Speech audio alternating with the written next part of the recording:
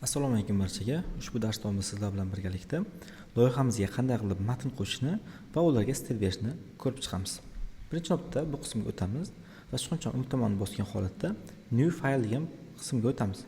Va bu yerdan aynan CSVY view degan bo'limni tanlab next tugmachasini bosamiz va loyihamizga, ya'ni faylimizga nom beramiz.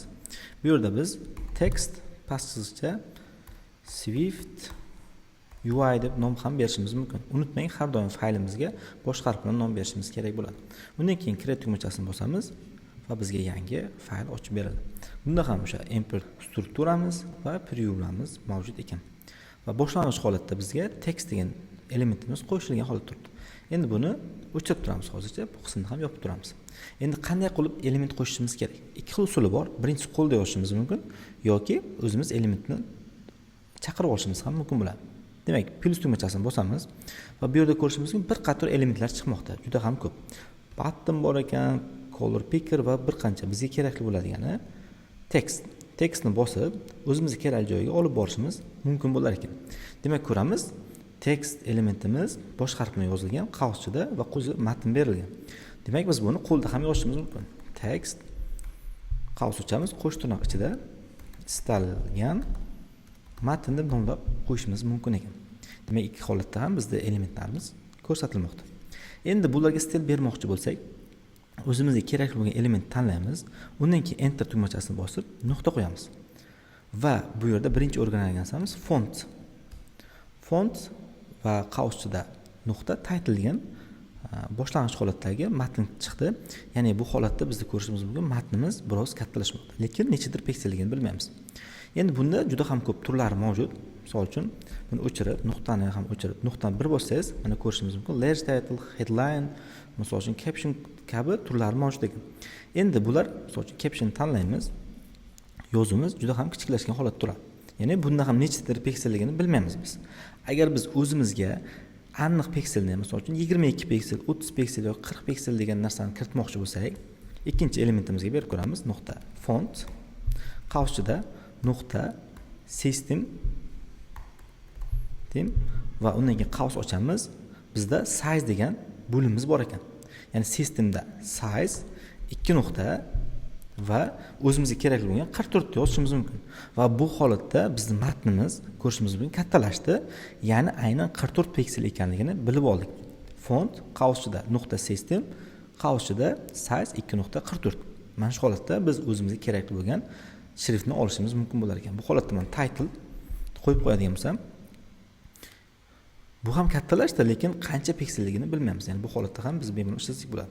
Yana ham ko'rmoqchi bo'lsangiz, bu qismda bosgan holatda mana modifikatorlarimiz chiqadi. Bu yerda title ni tanlaydigan bo'lsak, mana shu holatda turibdi. Endi bunisini tanlab, bu elementimizni tanlaydigan bo'lsak, bizda ko'rishimiz mumkin system degan bo'limdan foydalangan deganini ko'rsatyapti bizga. Ya'ni mana shu holatda ham biz bemalol ko'rib borishimiz mumkin bo'lar ekan.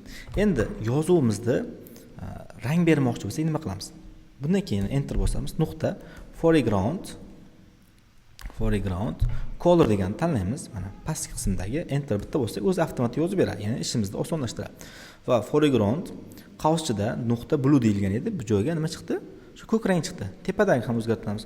Nuqta foreground color, bunga nuqta red deb qo'yamiz. Mana red deb yozadigan bo'lsak, tepadagi yozuv endi qizil rangga o'zgarmoqda. Demak, foregrounddan biz matnlarimizga rang berishda ishlatar ekanmiz. Endi orqa fon rangini ham birdan ko'rib ketamiz. Nuqta background. Mana background yozadigan bo'lsak, endi buni ichiga nuqta green deb yozadigan bo'lsak, bizda o'sha orqa foni yashil rangga o'tadi. Mana ko'rishimiz mumkin. Agar bizga orqa fon kerak bo'lgan holatda, mana shu holatda ishlatib ketsak bo'lar ekan. Hozircha buni o'chirib turamiz, bizga xalaqit bermasin. Va undan keyin esa biz yozuvimizda kursiv holatga o'tkazmoqchi bo'lsak, nuqta italic modifikatordan foydalanganimizda yozuvimiz biroz yotiq holatga o'tmoqda. Undan keyin bizda nuqta bold degani ham mavjud. Bu esa endi matnimizni qalin holatga keltiradi. Ko'rishimiz mumkin, biroz qalinlashdi. Agar biz matnimizda turli xil chiziqlar tortmoqchi bo'lsak, misol uchun pastdan chiziq tortish uchun underline dan foydalanamiz. Mana underline. Mana ko'rishimiz mumkin, pastdan ko'k chiziq tortildi. Tepadasiga misol uchun nuqta streak throughout degandan foydalanadigan bo'lsak, endi bu bizda o'rtadan chiziq tortib beradi. Mana tepada ko'rishimiz mumkin, o'rtadan chiziq tortiladi. Qaraydigan bo'lsak, ikkalasidan foreground colordagi rang o'sha chiziqlarga ta'sir qilmoqda. Agar biz rangni o'zgartirmoqchi bo'lsak, nima qilamiz? Birinchi navbatda underline qavsichga kiramiz va true degan qiymat berib, virgul va color deb yozadigan bo'lsak, mana bu holat chiqadi. Color 2 nuqta, undan keyin nuqta, green deb yozadigan bo'lsam, misol uchun mana bu qismga endi pastki chizig'i aynan yashil rangga o'tdi. Tepadagi, demak true qiymatni bera olamiz, virgul va undan keyin color bo'limiga nuqta black deb yozadigan bo'lsak, endi bunda ham chizig'imiz qora rangga o'tmoqda. Demak, underline pastdan chiziq tortib bersa, text row esa bizda o'rtadan chiziq tortib berar ekan. Mana shu holatda ham biz bemalol stil berib ishlatib ketishimiz mumkin bo'lar ekan. Ya'ni juda ham ko'p stillari bor, birma-bir ko'rib chiqamiz. Agar harflar oralig'ini o'zgartirmoqchi bo'lsak, ya'ni kengaytirmoqchi bo'lsak, nuqta kerning degan modifikatorimiz bor. Buning ichiga, misol uchun 5 deb qo'yadigan bo'lsak, endi harflarimiz orasi nisbatan ancha ochilmoqda, ya'ni 5 pikselga ora ochildi. Qancha buni qiymatni kattalashtirgan bo'lsak, harflarimiz orasidagi masofalar ochilib ketaveradi. Demak, mana shu holatda foydalanishimiz mumkin bo'lar ekan. Bunga hozircha 2 qo'yalik. Nisbatan kamroq bilingan holatda ko'rishimiz mumkin. Endi harflar orasini ochishni ko'rib oldik.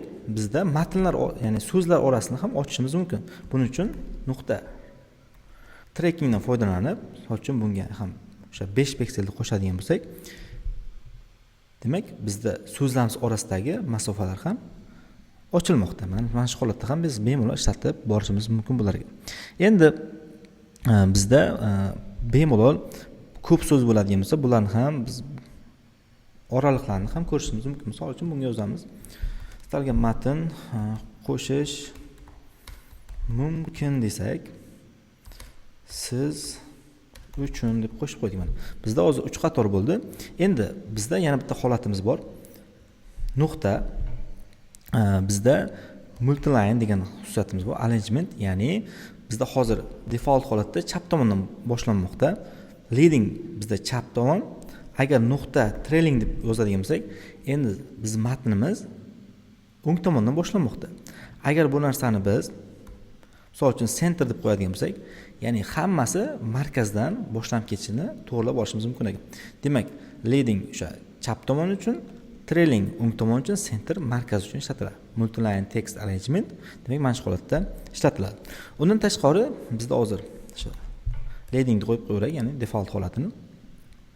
Yana qanaqa turlar bor? Misol uchun bizda line spacing degan holatimiz mavjud. Bunga 10 piksel beradigan bo'lsak, endi bu nima ish qilib beradi? Qatorlar orasidagi bo'shliqni yaratib beradi. Line qator, spacing o'sha bo'shliq degani, o'sha holatda ham biz ishlatsak bo'lar ekan. Undan tashqari line limited degan narsamiz bor. Line, ya'ni qatorlarning limitini misol uchun 2 deb qo'ydim. E'tibor berib qarasak, mana bizda 2 qator bo'ldi. Undan ortig'i o'sha 2 qatordan mana nuqtalar bilan ajratib turibdi. Ya'ni biz shu holatda ham biz bemalol foydalanishimiz mumkin ekan. Ya'ni biz bir nechta matnimiz bor, lekin biz uni 2 qatorga chiqaramiz, qolganini ko'rinmas holatga ham keltirib qo'yishimiz mumkin bo'lar ekan. Mana shu holatda biz stillarni berib ishlatib ketaveramiz. Endi yana bitta holatni ko'rib chiqaylik. Ya'ni bizga juda ham ko'p kerak bo'ladi. Men tepadagilar hozircha misol uchun bular o'chirib turaman. Mana shu holat tursin. Bizda eng muhim narsalardan bittasi padding. Padding nima ish qilib beradi bizda? Ya'ni bu bo'shliq aslida.